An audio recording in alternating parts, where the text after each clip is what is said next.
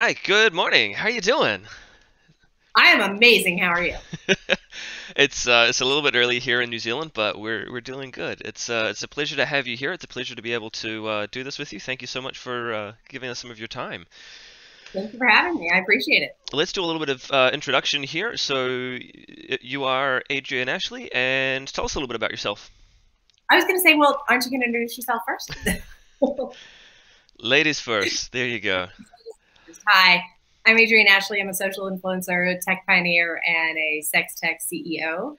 Currently, my project is called Loly. It is a naughty dating app, and it pairs like-minded individuals for encounters in real life. But it's meant for regular, everyday people, the 70% of the people who are not being served by any of the apps currently available. Nice, nice. Okay, all right then. Um, uh, I'll follow on from that. So my name is Josiah. I'm part of the DigiByte Foundation. I've been involved with DigiByte now is part of the foundation for maybe 6 months, but been involved for the last sort of 4 years.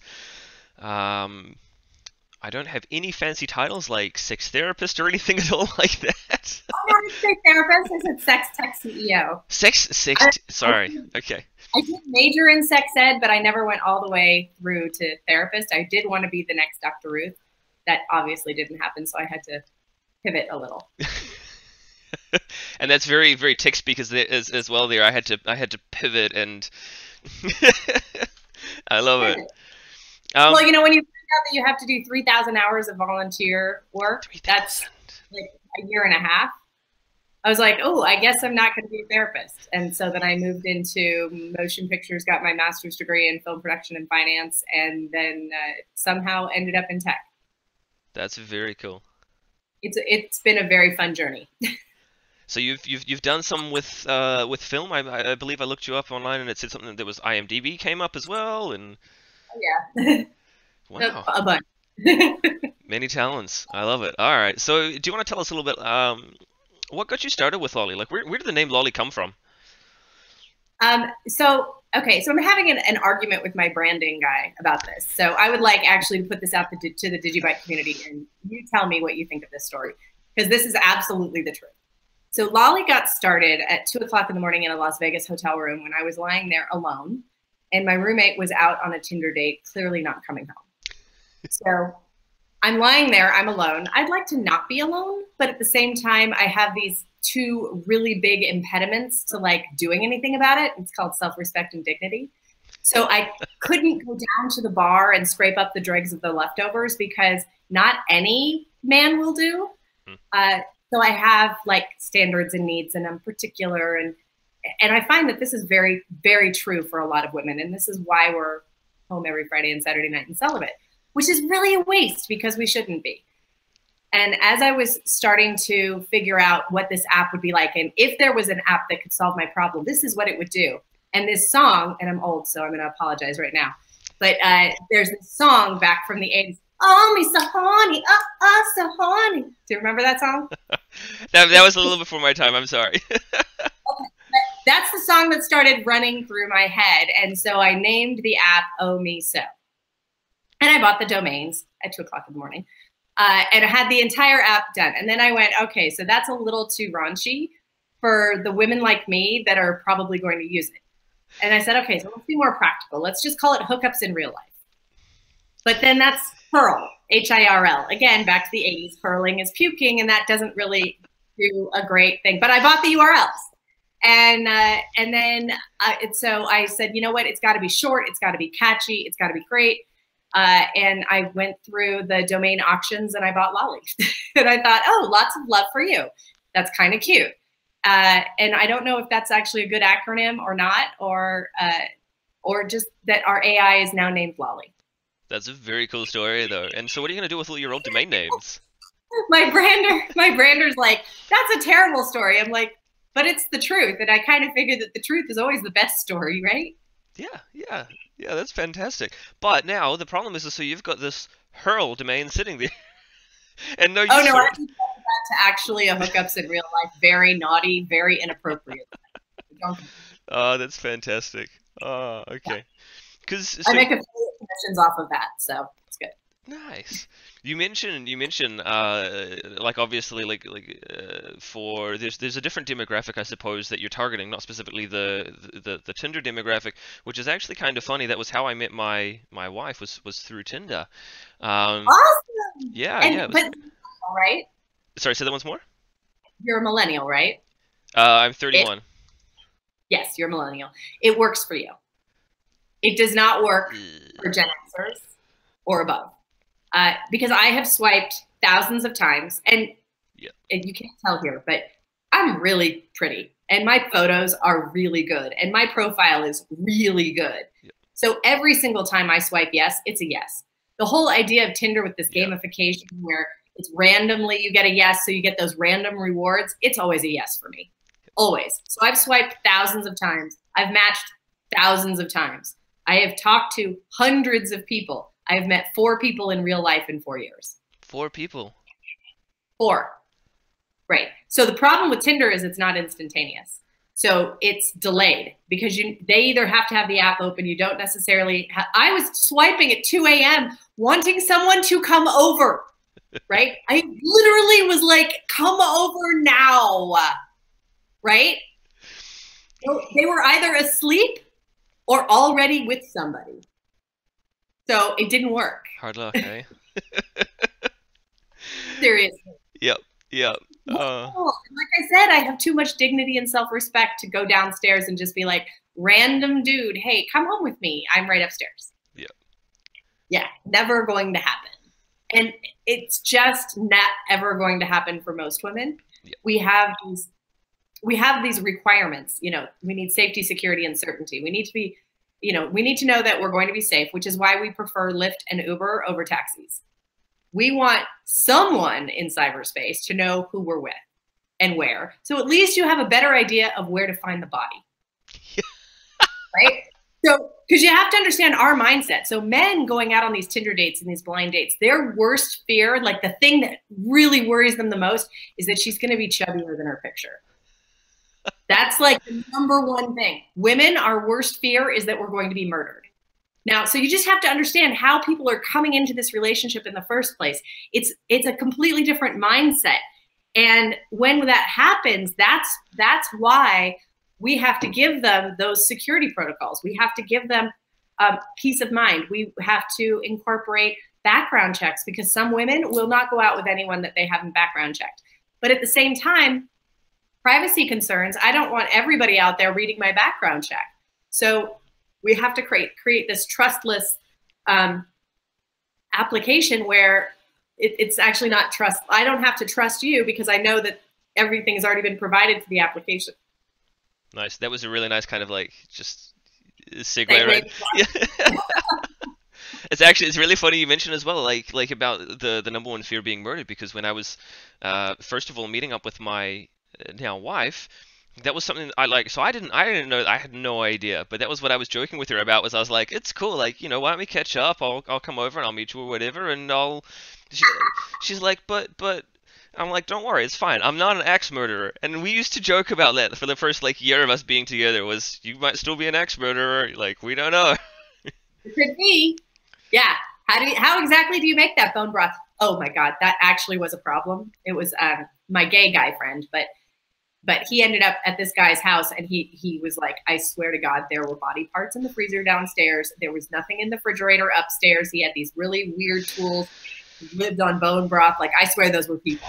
Like, he left, he got out of there. He left his jacket, his sunglasses. Like he left thousands of dollars worth of stuff at this guy's house. He ran out the door, went straight to the cops. He's like, dude, yeah, crazy people. Really. That's hilarious.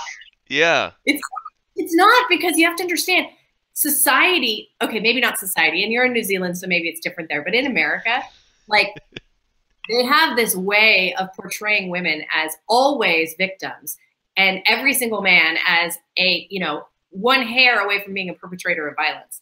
And which is completely not true. Okay. So, but they do this in every form. So I used to be one of the founding members of the Friends of Ricky. So we were 30 of the top mommy influencers in the world. And when we first started with Ricky Lake, with the talk show, it was all about stuff that really mattered. Well, by the time they fired 3 production teams and we're on the last one, I was like, is this Jerry Springer or Ricky Lake? Because we're doing segments on how to get out of the trunk when you're kidnapped and thrown in the back of the trunk. What? Okay, so 4 women needed to know that information.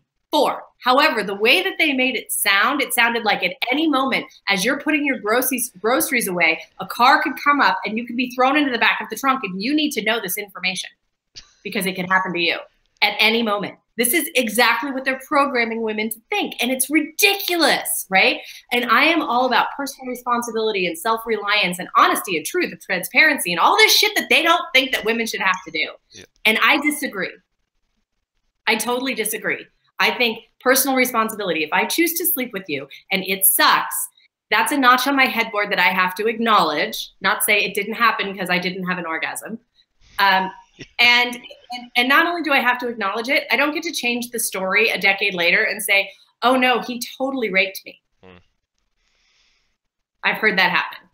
And it happens because we program women in such a way to feel shame about sex that the only reason they said yes to sex in the first place was because they were going to marry you. Now, they didn't tell you that.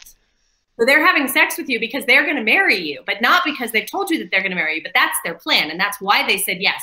And so cognitive dissonance kicks in like 3 weeks later when you're dating somebody else. And they're like, oh no, he totally raped me. I never would have said yes.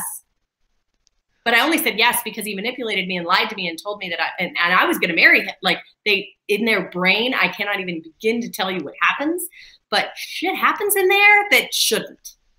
And that's because of societal conditioning that says that having sex and enjoying sex is not okay, and that's wrong.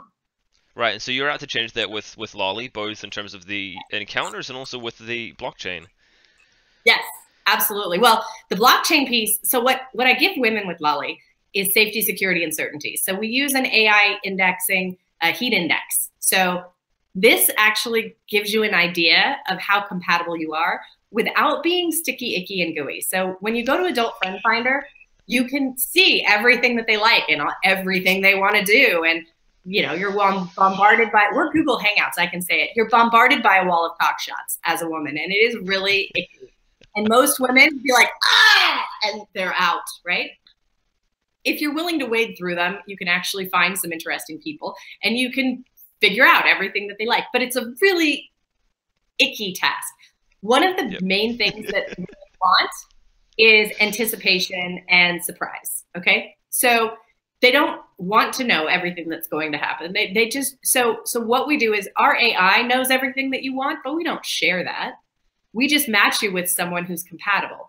And then we do little prompts, things like, if you really like your ear nibbled, we might prompt the person who you're seeing that an ear nibble means this and whatever, and you know, but it completely innocuously suggesting an ear nibble that actually is something that you really like. Nice.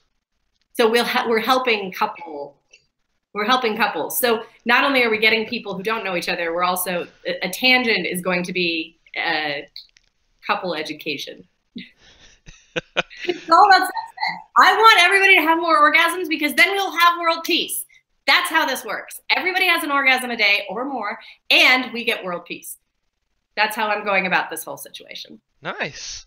So we've now gone from building an app to solving world peace in the last 10 minutes, and that's right. I love it. Fantastic. So what I was saying, so women need safety, security, and certainty. Yep. Our heat index gives them the certainty. Yep. Our app protocols and security, we can have background checks. We can have a lot of different features that they can go through and say, I only want people who've been this.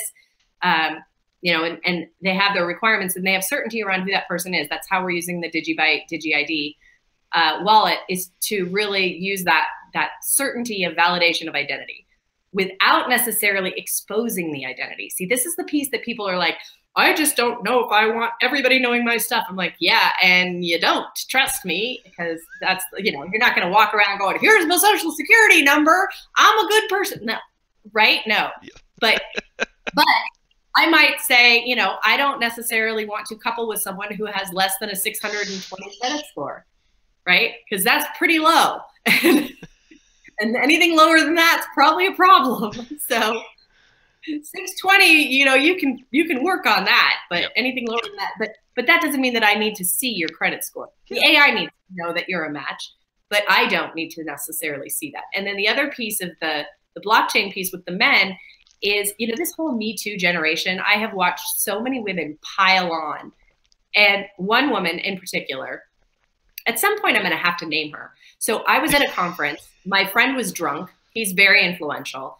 She came up, sat on his lap, started groping him, got him to agree to write about her client, and then he groped her back, agreed, and actually wrote about her client. But she came up, sat on a clearly intoxicated, known drunk, known alcoholic's lap, and starts grabbing him like she's going to go upstairs with him. Married guy. And then now, 4 years later, goes, oh, yeah, he totally groped me. I'm like, no. Bitch, no, that's not what happened. And nobody's taking responsibility for this. Everybody's like, you have to believe all the women. I'm like, no, I don't have to believe all the women, since I'm the one who did Anarchy Ahead, The Harvesting of American Families, and my first book, Every Single Girl's Guide to Her Future Husband's Last Divorce.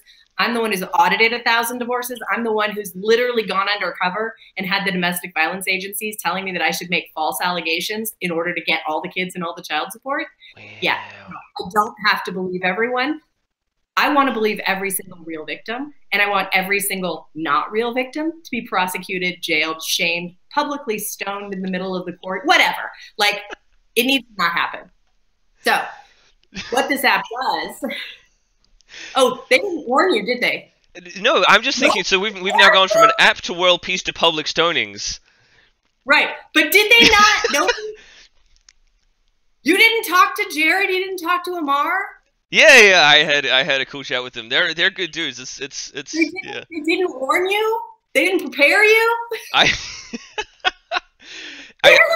I watched your interview with Chris Ross and Chris Voss. Okay, so you should know. Yeah, it's totally cool. But you were gonna solve world peace with him. Like, that wasn't gonna happen. We're setting some lofty ambitions right here, right? Okay, go big or go home, right? Yeah. You got to shoot the moon, and even if you fail, you'll be amongst the stars. It's all good. Yep. So that's the whole point, is that the app gives an immutable, or as I say, unfuckwithable record of what actually happened, and that's crucial. Yep. Because that's the piece that says, I own my actions, I own my behavior. Yep. That is the mindset shift that we need to get to, because it's not even about the fact that you're ever going to want to unpackage and decrypt that entry, right? The whole point is you're actually in the moment acknowledging, I take full responsibility for my body and my actions. Yep. Just that right there is going to be transformational. And what I found when I wrote my book, the book was really about prenups, because what I found was that a lot of times people going into marriage for the wrong reasons, right? And it happens the same way. People go to bed for the wrong reasons. And what I found was that when they went through this prenup process that I designed, we reduced the divorce rate from 50% to 4%.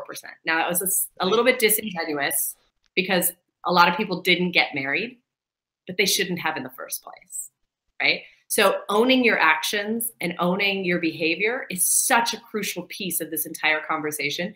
It's okay to say, you know what? I'm a woman and I love my body, and I would really love somebody to touch it. And it should be touched every day. We need physical touch as human beings. We need hugs, and we need that emotional connection. And so what I've created through this is really a physical manifestation of an emotional experience. So that's how we put the whole thing together, to give people that, but really to make sure that they are owning their actions. And the more that we can get people to take responsibility, the more we get back to the handshake society where my word is my bond. Yeah, right? There's no taxis. There's no get out of jail free cards. There's no excuses. There's no, it's like you have to own your words and your actions, and you have to be an honest and ethical person. And this entire app is based on this ethical agreement that everyone in the community makes. So I'm hoping that will start a conversation that really does change the world. Nice. Yeah, I like that. I like that a lot. Now, yeah. Yeah, go big or go home, right? Like, why not? Right. You mentioned Jared. Like, you caught up with him and Amar in, where was it, Vegas? In Vegas, yes. So Jared and I met in Cayman Islands at a World Tokenomic Forum, the founding group thing there in Cayman Islands, and we met, and I was super impressed. And just a little backstory: I don't impress easily, really, especially when it comes to smart people and techies, because I've been in the game for a really long time. Hmm. So it takes a lot to impress me. His brain is an entirely different alien structure. Like the way he thinks is freaking awesome. So that's when I was like, ooh, cool. And then we started talking about the different blockchains and what's distributed and what's decentralized and what isn't. And I was like, you solved that. That's right? the kind of thing that comes up at every dinner, right? Like, right. But like everybody talks about, we need this, we need this, we need this. And I'm like, but DigiByte already solved that. So why is that not what everybody is using, right? Yeah. Why is that not the standard? And so what my philosophy was, well, everybody wants to get laid. So we'll have millions and millions of downloads. And then when we have millions and millions of downloads, people will have their Digi IDs. And then from there, we can build on top of that. But then we caught up in Vegas, which was awesome. And I had great conversations with Amar after that, before Vegas. And then we all caught up in Vegas, and we ended up talking for like 9 hours. Right? It was like a really long, it was supposed to be like dinner. Yep. It was really long conversation about, what could happen and what we could do and how to build applications on top of DigiByte. That was when we really architected the Loly solution on top of DigiByte as the first, sorry, I just bumped this, as the first dApp. And really the whole concept of, how do you avoid these whole shitcoin things and how do you keep just really the intention pure and make sure that the really good projects are what are being built on top and using the blockchain. So we just went into that and how we could do that and how to design it and how to architect it and decided that Loly would be the first one. Nice. And so you're breaking ground, like you say, with DigiID and things as well. Right. That's obviously going to tie in a lot into the whole kind of, what's the best way of wording this? Like you say, like so proving who you are without proving who you are, right? No, it's proving who I am because we need to know that everybody is a person, right? Yeah. The idea, and this hasn't happened to you because you're a man, but I'm a woman, and I have to tell you that at least 30% of the time when I'm asked out, it's by a married man pretending to not be married. And that's awful. Can I just say that's awful? Yeah. And they cannot do that. The ones who are like, I'm married unhappily, like, okay, you get points for honesty, right? But it's sad. That was the whole reason why I wanted to help people not get divorced, right? Help people find the right people. Because I really do believe in the freaking fairy tale, right? And if I have to, use an orgasm to get through the front door to get people to potentially meet the right people for a long-term relationship, then that's how I'm going to do it. Nice. Yeah, I like it. That's very cool. So, I mean, you've alluded a little bit to why you specifically chose like DigiByte over something else for things like your authentication and things like that. Do you want to kind of like sum that up a little bit more for us and just kind of? So when you have platforms like Ethereum that are purpose built for people to build dApps on top of, and it's really meant that anyone, anywhere can do anything at any time, then you end up with the CryptoKitties phenomenon, where 70% of the traffic is CryptoKitties, and all of a sudden everything comes to a grinding halt. And at the same time, it's just insane. And I'm literally working on a correlation between the CryptoKitties issue and then the Bitcoin transaction fees going through the roof, going from like 20 cents to $27. I see a correlation, and I've almost got it mathematically proven, but it's not quite. And so CryptoKitties is and it should be the harbinger of doom, right? Like, this was a very simple, clever, viral game. Yeah. All of a sudden, people are paying $100,000 for a code and a private key to a digital cat. Yep. Right? Holy crap. My friends are coming up with one for puppies right now. And so the thing about this is when you have an architecture and an infrastructure that allows anyone to create the next CryptoKitties, who says that it's not going to be 4 CryptoKitties viral sensations at the same time and the entire thing comes to a grinding halt? I'm sorry, but if I am the one at 11:30 at night in my hotel room trying to bump my future mate, getting everything recorded on the blockchain, and it is grinding to a halt because of CryptoKitties, you are delaying the gratification, and I need to ensure that that doesn't happen. I love it. That's fantastic. It's super funny as well. A gentleman messaged me last night and for an interview for their website, and again, CryptoKitties came up, and we were talking about basically how it like you say, it brought everything to a grinding halt. And that is the issue, right? So there's no parsing of usage because they can pay the extra fees because they're making so much bank. They can pay all of the extra fees to do all of that, and they don't have to. It doesn't have to slow everything down, or it does slow everything down, but we should actually be able to throttle certain API calls, but it's not an API call. So you see, we can't because it's all one thing, and there's no way to control throughput and distribution because it's decentralized. So, it's kind of like a DDoS attack with kitties. And who doesn't want kitties like attacking you, right? But it's kind of like the like in Uber where they have like their surge pricing, right? And so you've got someone will bid this much, and then someone will bid that much, and then somebody will bid that much, and then it just keeps going up and up until you've got yourself a $50 per transaction Bitcoin fee. And then that actually led to everything going in the tank, right? You can look at it. You watch CryptoKitties surge pricing, and then people hit the tipping point. They stopped paying. If you drop like this, everybody just said "fuck no," and it went. Right. That's the point. You have to prevent those kinds of things from happening. So that needs to be intelligently designed throughout the process. But what we end up doing is we end up putting things into a process that allows the blockchain piece to not necessarily be in real time, but it does absolutely happen. Nice. And so that's obviously why you're a big fan of DigiByte, is for both the speed, the capacity. Well, security. So for me, you're talking about, two things. In their wallet, in their private wallet, in their device, their private wallet is their identity and their sexual preference data. That's not anywhere online. Nobody can see that. That is only ever utilized during the matching process when they are live with the AI, live matching. That is so private. I wanted to keep it super private. Okay, that's the whole idea. That needs to be super private. Security, unhackable. I won't say unhackable. I will say if it was going to be hacked, it would have been hacked by now. So it's not.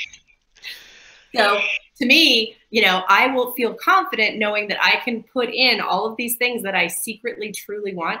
It all goes back to this: what do you really want? What do you really want, right? And people have a hard time expressing that. And the more certainty that we can give them around the safety and security of their data, the more they're likely to actually put what they really want. And the more they share what they really want with our AI, the better their matches are going to be. The more popular the app will be, the more people will use it, the more likely your perfect match will be on the app. Nice, because obviously you're only going to get as good as what you put in. Right, garbage in, garbage out. Yeah. If you go, I went away picket fence and a kitty and 2 children and I cook vegan, and really you binge bacon, it's not going to work. Not going to work. Not going to work. You would not believe how many vegans binge bacon. Oh, except bacon every now and again. Really? Okay. So.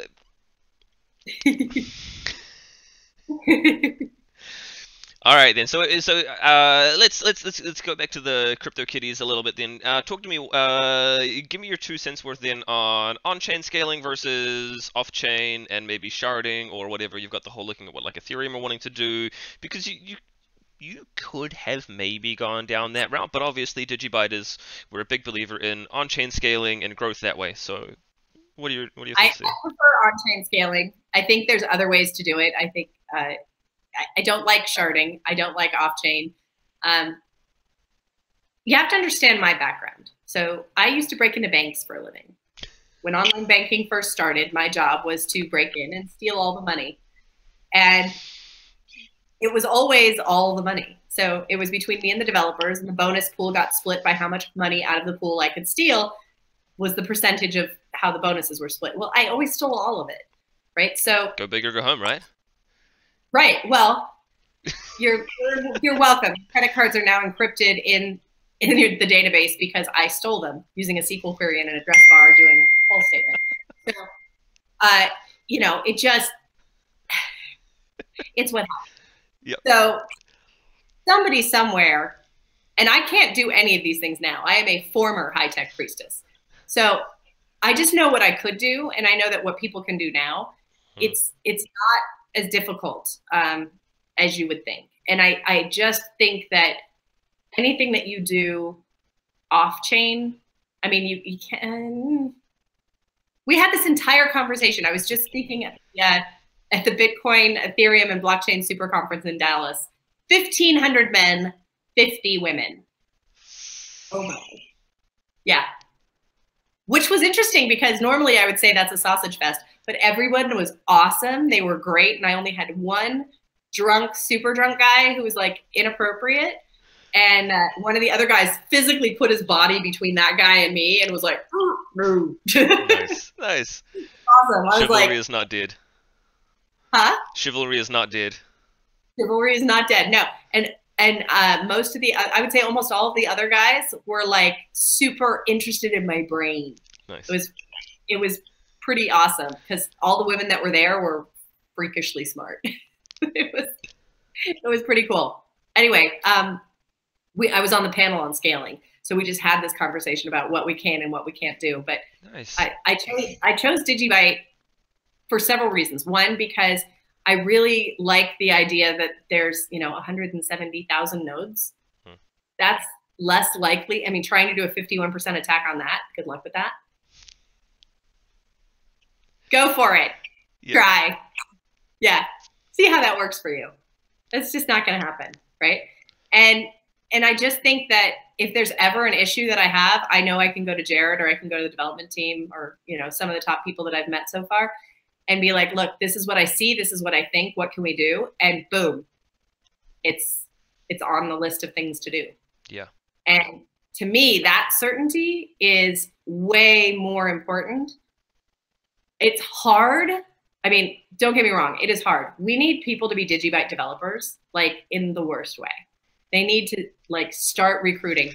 And because of the way that they did the launch 4 years ago and they didn't do the launch like they have now, like Pivx just did. So Pivx has a fund.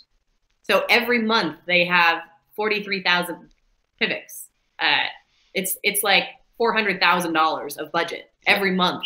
Yeah. Every month. Right? Like, so they've got budget and that's why they have developers. Yeah. So we don't have that same thing. So we have to figure out that because we really do need developers and we really do need things to get done. And it's hard as a person who's building a project to find a developer that can do it. They can actually do it. So I think having DigiByte hackathons, things like that, these are things that I have in the works to really help move all of this process forward because adoption is going to be the key. And we need users. And we need adoption. So that's the biggest piece of it. And I think if this app will get DigiID wallets on millions of smartphones, it's a start. Yeah, I love it. And yeah, so we've got a lot as well, kind of hinging around the wallets, DigiID, and things. But like it's like you say, obviously, we're not an ICO. We didn't go out and pre-sell all the tokens and right. raise $1 trillion or whatever, I would have advised you differently, by the way, because I'm an ICO advisor, and I definitely design those types of strategies. This is how many coins. This is what. This is how. This is why you want to do it. This is your runway. Here's how you reward your team 10 years from now. And because right? you have money in the bank, right? Right.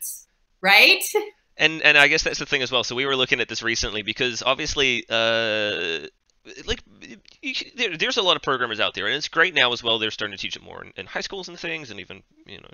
general education. But a good developer that can work with cryptography, that can work with blockchain technology, that can work with mobile applications, and so we've got a couple of guys, and they are gold, and they're like finding unicorns, and No, I want yeah. them. So it's obviously like you say, it's Okay, we can do hackathons and we can create our own. So Xamarin is a great mobile platform, mobile development platform that allows you to export native Android and iOS. So all they have, and they just need to know a few things. So we can have them programming the applications in Xamarin and then teach them DigiByte specific blockchain pieces, get them familiar with the libraries, do all that stuff, and do a hackathon and say, okay, we're going to use this and we're going to use this. And I can probably get Microsoft to sponsor the Xamarin piece. And it's free anyway for small things, but do a whole thing where we have Microsoft and DigiByte together doing a blockchain thing. Why won't, right? Like yep. That's what needs to happen. We need to do a weekend hackathon where, those things happen, and then we give them whatever. Yeah. Yeah, that's fantastic. Yeah. And I guess it's interesting because it's one of the questions that we get asked a bunch in every article or interview and things. So tell us a little bit about some real world uses and things like that, right? And so things like if you're doing these hackathons, you're building on that, and you're building more things like Loly to come along. Maybe not Loly, but also, I have another one that I'm trying to talk to right now that has not selected their blockchain, and it is, and I can't say what it is, but it is the most brilliant, needed right this second thing that requires identity. It requires that identity be solved. And the identity solutions that are out there right now on Ethereum are just not quite robust enough or secure enough, in my opinion. Only we knew of a blockchain. Yes, right? So I literally brought up the DigiByte and I said, here's how you could do it. And I re-architected her entire strategy, and she was like, oh, that works. I'm like, yeah, of course it works. I already thought of it. Like the blueprint goes at, this is how it works. It's not me. Okay. I take no credit for this. The blueprint lands in my brain, and if I execute exactly on the blueprint, it always works. Universal design. Nice. Okay. A change of subject. Have you ever mined any cryptocurrency yourself? Yes, very pathetically. I feel like there could be a really good story there. There could be. Okay. There won't be. Yes, very badly. I have mined. Yeah. And I need to reset everything up. I'm teaching my kid to mine, nice. But the problem was the electricity versus mining results. Yep. Yeah. So we don't have solar. If we had a house that had solar, that would be a completely different thing. So if we were living at my neighbor's house, which their electric bill is like $9 a month. Wow. Then it would be a different thing. So it's like, maybe I go over to the neighbor and go, hey, can I set up my mining rig in your garage? So solar, everybody, buy houses with solar. Yep. Just saying. I love it. Yeah. But there is a story. Okay, so I actually got Bitcoin in 2009 because I was a consultant and I got paid in Bitcoin. I can't find it. No. And it was a lot. It would, because that's the thing. So back in 2009, that's what, like 8 years ago. So 8 years ago, we're still talking. It was nothing. Yeah, it's 2,500 Bitcoin. Oh dear. I have every computer. I will find it. I have forensic people helping me go through, helping me my Outlook archive is corrupted. Oh no. It's actually a completely different story for that, because when I did my documentary, I uncovered a bunch of really scandalous stuff. So I think my Outlook file was corrupted to keep the scandalous stuff that I found being revealed. But at the same time, finding my Bitcoin is kind of related to that. Oh dear. Fun times. And you know, I'm not the only one. Everybody I've talked to, like my friend used to mine, and he had like 50 Bitcoin, right? And he's like, it was worth 5 cents or 25 cents, whatever, nothing, right? Yep. And he got a new computer. And when he gets a new computer, he moves everything over. Then he takes the hard drive from the old computer and he goes out into the desert and he blows it up. Yep. Because that's how he prevents data being, you know, I mean, he's a data guy, yep. security guy. So he blows it up. So he blew up 50 Bitcoin. That would cause you to lose a couple nights' sleep. Yeah, I was like, dude, that was your student loans. Just say it. All right, so You paid off your student loans. let's how do you feel then? Like, where do you see things like DigiByte or the like blockchains in general? Where do you see them going in the future? Oh, everywhere. Well, here's what's interesting. Okay, so my favorite thing is there really a use case to use blockchain? Because remember, what blockchain really is an immutable ledger of what actually happened. Yep. So audit trails, fantastic. Health records, fantastic, right? Because what blows my mind, and I used to work at a hospital, was watching, you know, when people get prescribed the wrong thing. Now, the problem is you need to record what happened, but at the same time, extraction from the blockchain is not an easy or quick process. So you still need a database, right? And that's the whole quagmire, right? Yep. Is it a database or is it a blockchain? You only need a blockchain for actual immutable historical records. Yep. Does that make sense? Yeah.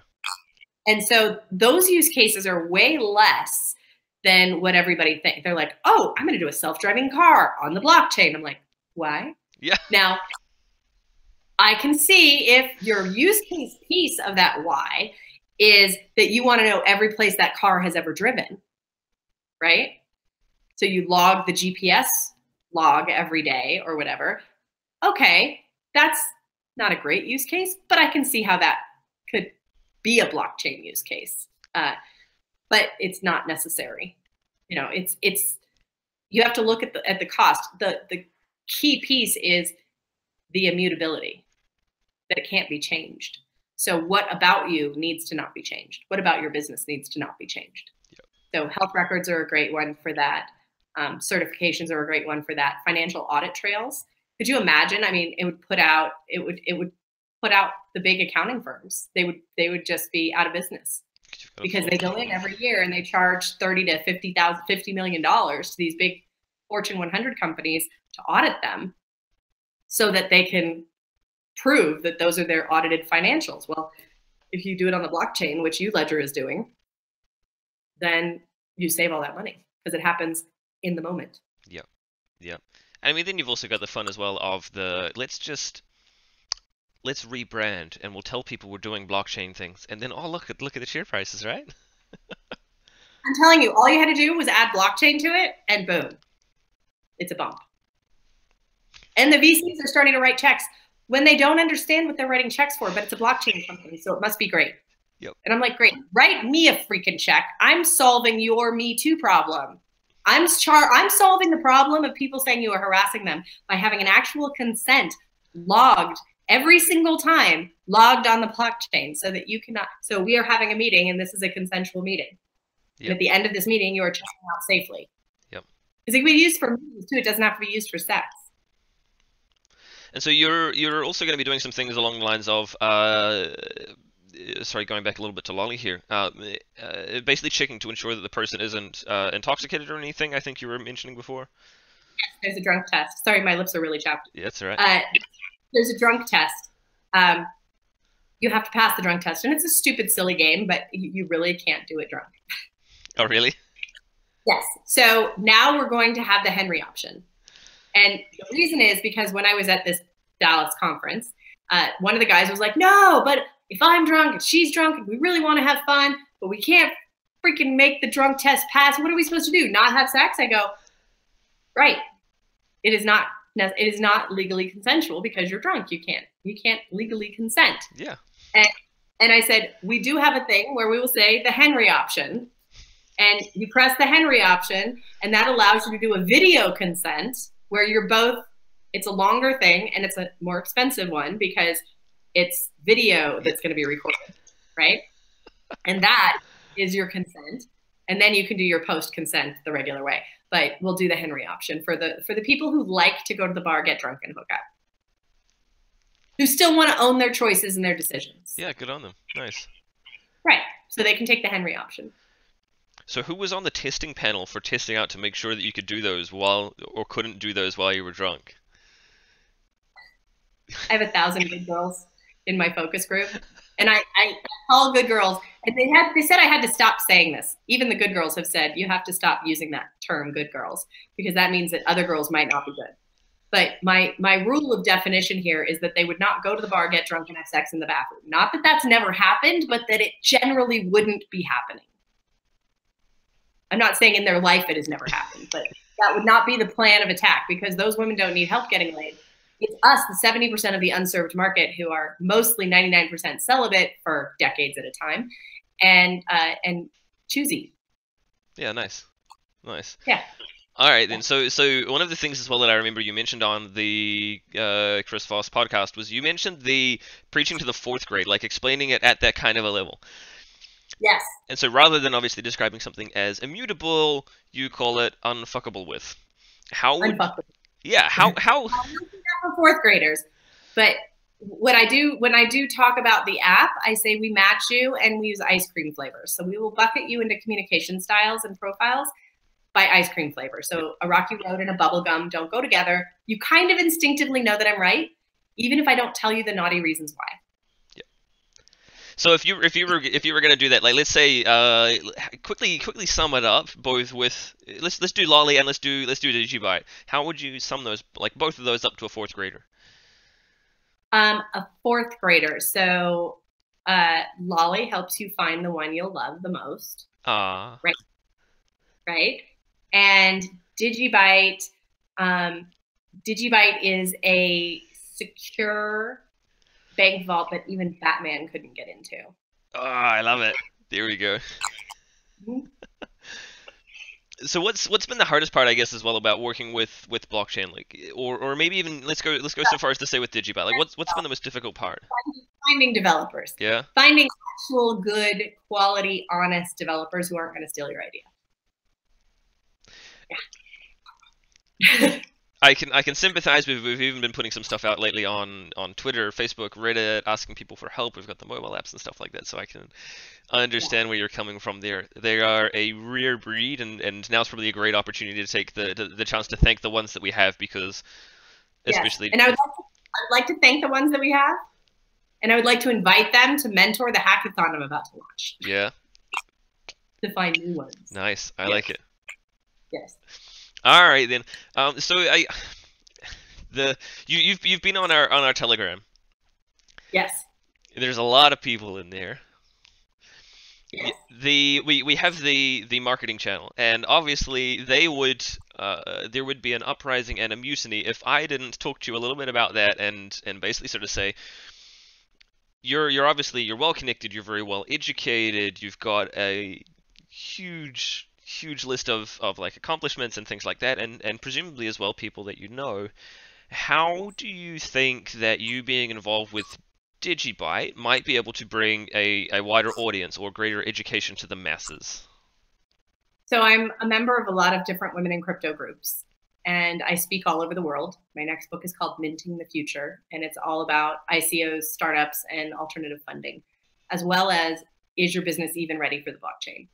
And my tagline for my marketing thing is I start conversations that matter. And the biggest conversation that I'm having right now is about ID, verification, owning who you are, and not trying to have multiple personalities.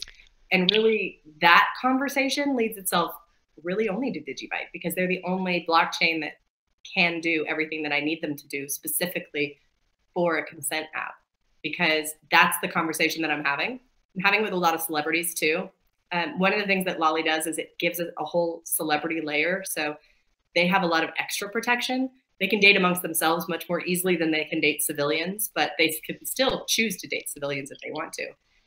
But it's a much more dangerous prospect for them. It's really, it can be very difficult and a security risk. So all those pieces are built in, especially for them. But the conversations that I'm having online about Me Too and about owning your choices are starting to really take off. And by having that conversation and shifting everybody to the consent app, as soon as that's in the app store, that conversation is about to really heat up.